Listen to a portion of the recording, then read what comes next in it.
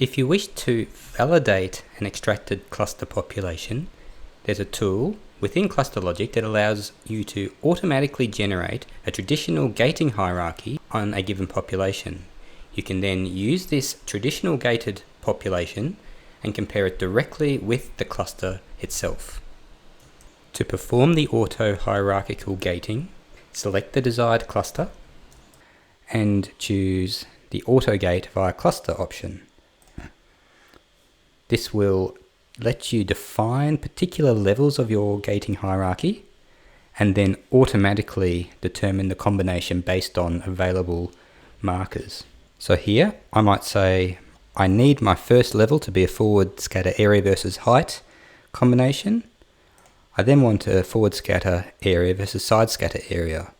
And then I want the software to determine the best combination.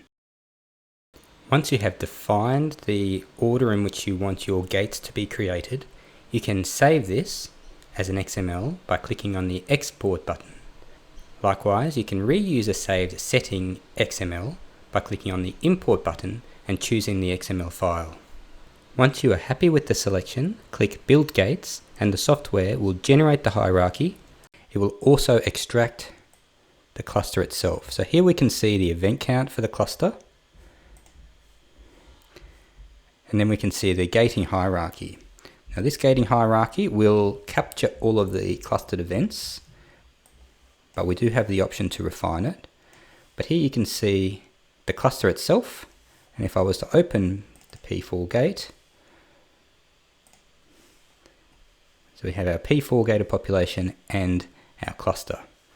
Now as I said, we could adjust any of our gates to more precisely identify our populations. So if I know where I need to gate for my populations, I can make these adjustments, and then very quickly you can see that we have two similar populations, and in this case with very similar event counts, and these can be overlaid or we can compare these in a number of different ways.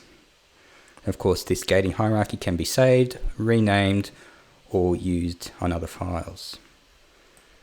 So once again I will close and delete these populations.